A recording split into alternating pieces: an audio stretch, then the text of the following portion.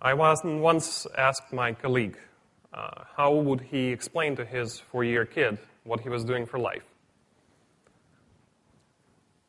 He thought about it for a minute, and he said, well, I would say I build highways for the internet. And that sounds pretty good. It resembles what we all think about when we think about M2M platforms. But I wasn't satisfied with this answer, and here's why. Just having a road connecting points A and Z doesn't start the journey. You still have to purchase or build a car. You still have to fuel it. You have to pump up the tires. And only then you're set to go. All of that is quite expensive, takes a lot of time, resources, energy, everything that Cybervision's clients in 24 years history have never had an excess of. So Cybervision is essentially a software services company. We do different products for a variety of companies. And we've seen all of them struggling with the things that they all had to do. And we noticed that there is something in common, quite a few things in common, in fact. So that's where Project Ka started. We wanted to build a platform that we could reuse over the variety of projects, very horizontal, very scalable, very robust, extremely flexible. And part of what Ka does is a road, but it's much more than that. It's also a chassis for your car that you can expand on. It's a supermarket, and it's a gas station. It's a hotel, and even a couple of burger joints along the path to make the journey a little more enjoyable. Now, there is one thing that is very important, and I want you all to hear what I'm saying. Ka is 100% open source. It's licensed under Apache 2.0 license. You don't even have to listen to me. You can go and download the entire thing on GitHub. But the fact that it is open source gives me an opportunity not only to tell you that it is cool. I'm actually going to show you why. So a few things that we do, just grouped by large aspects of functionality. The first thing is virtual identity management. We also call it profiling. It's basically the capability to register your endpoint devices, whatever they are, and get any sort of information from those devices into your backend infrastructure. You can define the structure of the data that you're receiving from the devices using the schema definition language. Zero coding is just a JSON file. Anyone can learn this. The system automatically generates for you everything that you need to do your programming further. It basically takes your data structure definitions and generates code for you. It generates queries for you. It gives you a capability to do grouping by certain features that your endpoints may have in common. And you can then manage these endpoints by groups. The second area is device management. This is the capability to distribute data to the endpoint devices. It may be semi-static data. We call it configuration. But basically, it can be anything. It can be the data you want to be displayed on the screen. It can be configuration where to fetch the data from. It can be anything. And also notifications. We support all these things that you would expect from notifications, like topics, subscriptions, mandatory, optional topics, everything. There is also a messaging system. This is the road. So this allows you to bridge your applications, whatever they are, and make them speak the same language. This is very important because just establishing the data channel between the two endpoints doesn't get you going. You have to ensure that the both endpoints understand what exactly they are talking to each other. What is the language? What is the data format? Ka bridges that gap by having every endpoint speak the same schema language. Finally, we have analytics. It's the capability to collect any sort of data and load it into your analytics database, whether it be streaming database or whether it be streaming or chunk processing. So we have these 5 features: messaging, data distribution, identity management, data collection, notifications. An important piece here is that the transport level is abstracted. Basically, we can run Ka on virtually any platform on this battle. So we have several existing protocols, your typical REST interface, HTTP, TCP, MQTT like CoAP. But you can build something that would suit your specific product. We even saw people building products that communicated over UDH SMS. They needed it for some reason. So you can have endpoints talk to each other and talk to the server basically based on any sort of protocol. Now, we provide the server, and we provide the endpoint SDKs. The SDKs are available in a variety of languages, which allows you to build applications for any device. Finally, the application-level logic and the data analytics is, well, of course, something where some assembly is actually required. Now, the platform is fault-tolerant, horizontally scalable. It's built based on the most modern technologies. So you can see here that we have several types of services. There is operation server, that's where most of heavy lifting happens. Bootstrap servers, it's basically a naming node. And control server is the central entry to managing your applications. So operation servers work in hot swap mode. So if any of the servers goes down, endpoints just switch to the next one. If a Bootstrap server goes down, that doesn't affect service at all. If a control server goes down, then Zookeeper basically re-elects a new control server out of the pool that is standing on standby. So there is no single point of failure here. Yeah, the platform scales. You can see this from the charts. They're pretty... So you can see here that the performance scales linearly with adding new nodes. There is almost infinite scalability in here.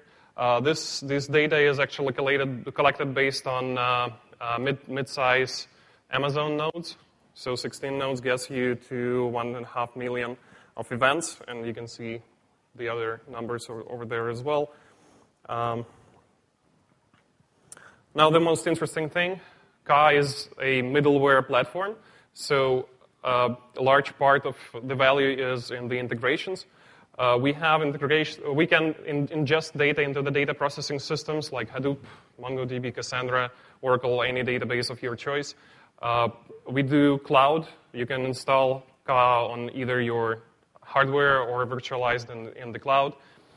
We can work on one of several databases. Any SQL would do, but also some NoSQL databases. Again, the protocols, the transport layer is anything you can think about, even carrier pigeons if you like those. And of course, there are integrations with the existing hardware.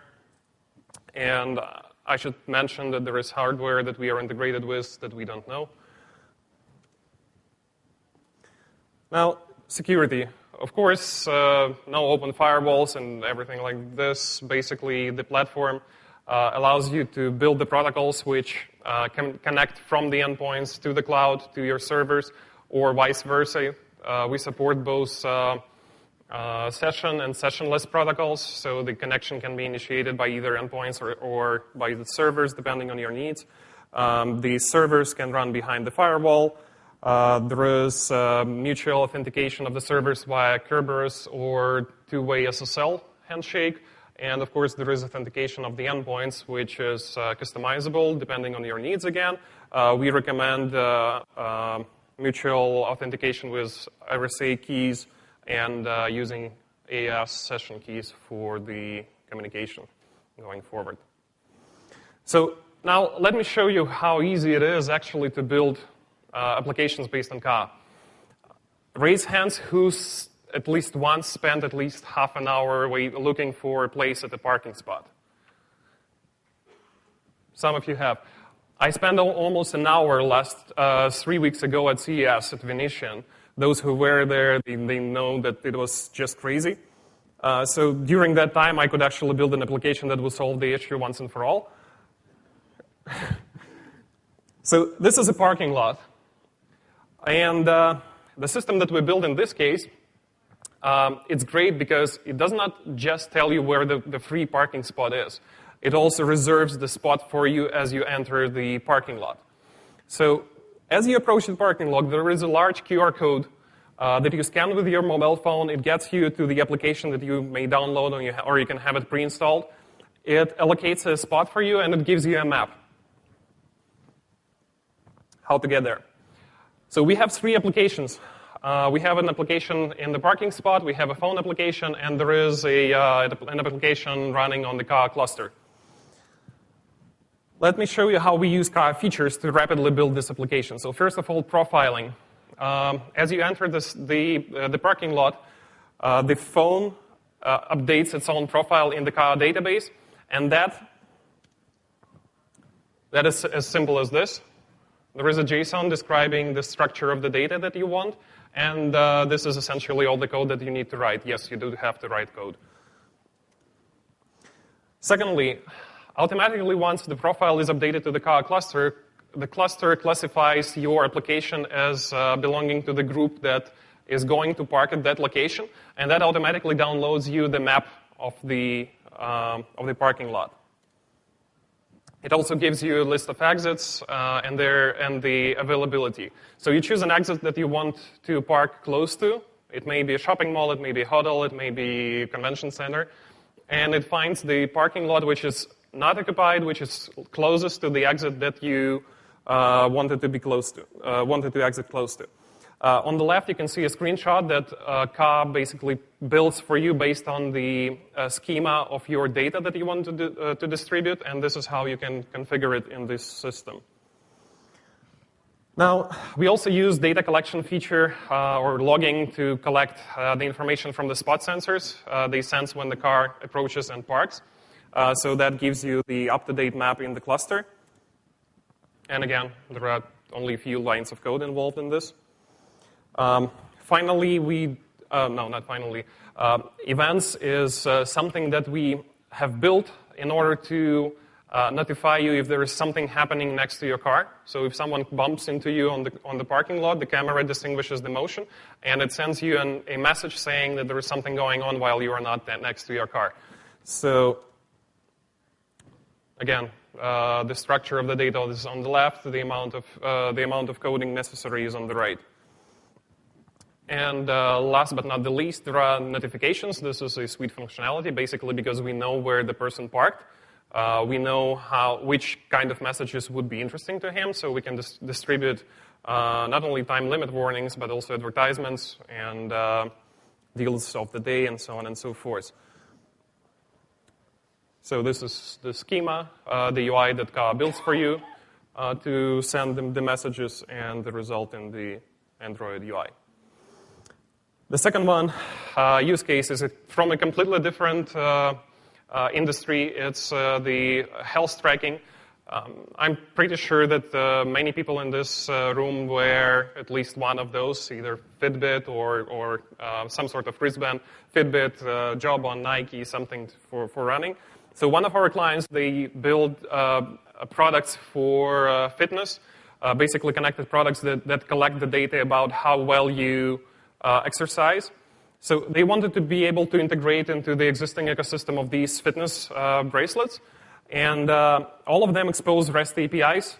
However, integrating into every single one is quite a mess. So based on Ka, by using the technology that we already have in the platform, we have built, within 1 week, we have built an engine which gets them integrated with all of these REST sources and translates the data from each of them. All of the data is different. Translates all of the data from each of the data sources into a unified format that they can run their queries against.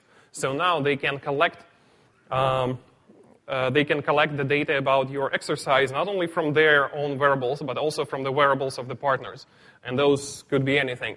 Now, with zero coding, this solution gives them the opportunity to configure new data sources and just get them running without running a single line of code. So these are the results. On the left is the Android UI. There are 3 data sources configured in this case. There is an OA connection screen that gives the end user an opportunity to grant access to his data. And on the right, you can see data in hue, where all the data sources, despite their structure, is completely different for every of the vendor. The data has the same structure. So there are many other products that are being built on the platform. We consult several companies. A few that I think are very interesting. For example, there is a company that builds a sensor that sits in your car and it collects the data about how well you drive, based on the readings from the GPS sensor, accelerometer, and so on and so forth. Another company builds a solution for lifestyle tracking. They get you an opportunity to collect the data about how much time you spend browsing your Facebook, or running, or eating, or doing something else. So the ecosystem and the users, the amount of users of the platform is growing, and it is rewarding to see how an open platform like this kickstarts the projects that you would never imagine. So what would you build? Thank you.